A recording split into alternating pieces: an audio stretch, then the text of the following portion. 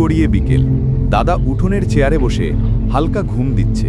এমন সময় টোনাটুনি ফিসফিস করে এসে দাঁড়ালো দাদার সামনে। টুনি বলল, টোনা, আজ দাদাকে সারপ্রাইজ দেই, রান্না করি।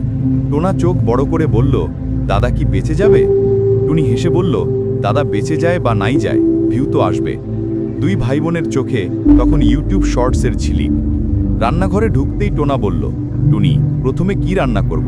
টুনি আত্মবিশ্বাসে ভরপুর, দাদার জন্য স্পেশাল অমলেট। টোনা জিজ্ঞেস করল, ডিম কোথায়? টুনি রহস্যময় ভঙ্গিতে বলল, ফ্রিজে। সব খাবারই তো ফ্রিজে থাকে। টোনা ফ্রিজ খুলে দেখল একটা ডিমও নেই।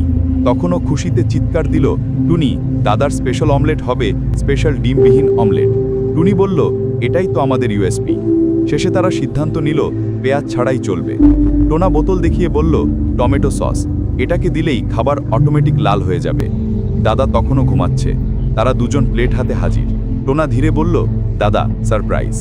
দাদা চোখ খুলে দেখে দুইজন রেফারি স্টাইলে দাঁড়িয়ে। দাদা ভয় পেয়ে বলল, কি করছো, আইন শৃঙ্খলা বাহিনী? টুনি বলল, দাদা, আমরা রান্না করেছি। দাদার চোখে পানি এসে গেল, সেন্টিমেন্ট না, ভয় থেকে। দাদাকে 1 চামচ খাওয়ানো হলো। দাদা মুখে নেওয়ার পরই চমকে উঠল, এ কি, এটা কি খাবার না অ্যাম্বুশ? টোনা সিরিয়াস হয়ে বলল, দাদা, এটা মডার্ন ফিউশন কুইজিন। টুনি যোগ করল, ইনস্টাগ্রামে খুব চলে। দাদা কাশতে কাশতে বলল, এটা ইনস্টা না, ইনস্ট্যান্ট বিপদ। দাদা হঠাৎ বলল, পানি পানি।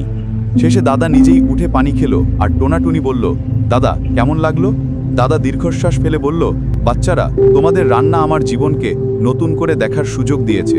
মানে এবার থেকে যখনই তোমরা রান্নাঘরে ঢুকবে, আমি দরজায় তালা দিয়ে দেব।